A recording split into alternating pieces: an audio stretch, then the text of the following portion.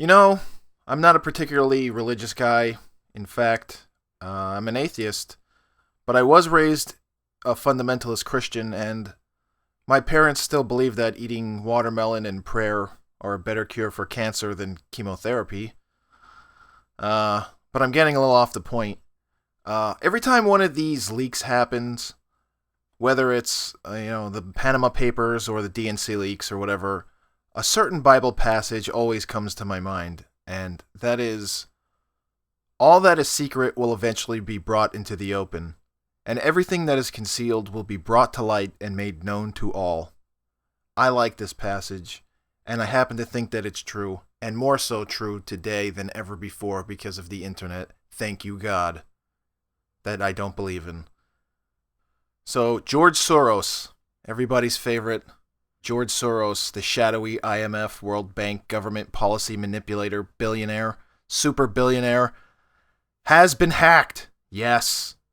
More than 2,500 files from Soros' organization, the Open Society, have been leaked by hackers who run a site called DC Leaks, a site which claims to be launched by American hacktivists who respect and appreciate freedom of speech, human rights, and government of the people.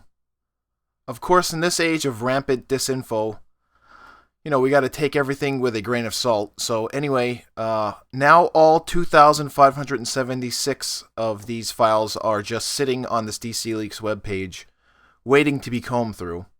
They're also grouped into sections such as geographical regions, the World Bank, and the President's Office quotes, whatever that might be. And they cover the period of time from 2008 right up to 2016. Apparently, documents in this leak reveal a range of priorities like specific financial grants and reports on European elections, not creepy at all, migration, and asylum inside of Europe, another big question mark, scratch your chin, with one paper titled Somalis in European Cities Portfolio Review. As always, never take anyone's word for anything, not even mine. You can actually see the leaks right now personally yourself. I'll have all the links in the description. If you read their mission statement, they say, "We believe U.S. citizens have the right to know how domestic and foreign policies of the United States are shaped and who the real policymaker is. Our aim is to find out and tell you the truth about the U.S. decision-making process, as well as about the key elements of American political life." Okay, fair enough. I appreciate that. I'd love to believe that. Either way, even if the group's ulterior motive is to influence the outcome of the election, I actually don't care. As long as the info is confirmed to be true, then that should influence the election. That should influence who you vote for. Lies by omission are still lies. I wholeheartedly support full transparency in government, and even if it is indeed Russia leaking the info, quite frankly, I don't give a shit. It's keeping our elections honest. I think that's a big deal. Now, of course, Bloomberg and other establishment media outlets are trying to do damage control, and instead of addressing what's actually contained in the hacks, Bloomberg and others are just saying, it was Russia. Just concentrate on Russia. Just keep saying Russia, Russia, Russia, Russia. Another interesting point about the Bloomberg sort of coverage of it is that it came out, it was immediate. It's one of the oldest stories in the last few days. As the hack broke, the news of the hack broke, Bloomberg, almost a minute later, released a damage control article. Even though DC Leaks has released previous emails from NATO Secretary himself, General Philip Mark Breedlove, hopefully I'm pronouncing that correctly, which showed him egging on President Obama to start a U.S. conflict against Russia over Crimea. Now, speaking of foreign conflicts and provoking hostilities with Russia, another interesting article, which was an opinion piece that George Soros wrote, he wrote this article back in February, saying that Putin is a bigger threat to Europe's existence than ISIS. Now, considering all the events that have gone down since February, since he wrote this article, I really want people to think about that. I really want you to think about that. If you read his opinion piece, you can see just how soft this guy George Soros is on ISIS. And, I wonder why. I wonder why. Could it be because this is the very same radical group that the U.S. financed and helped grow inside of Syria to get rid of Muammar Gaddafi? And is now trying to overthrow Assad inside of Syria? The same terrorists who have been committing countless attacks in Europe? Big hms. A lot of big hms.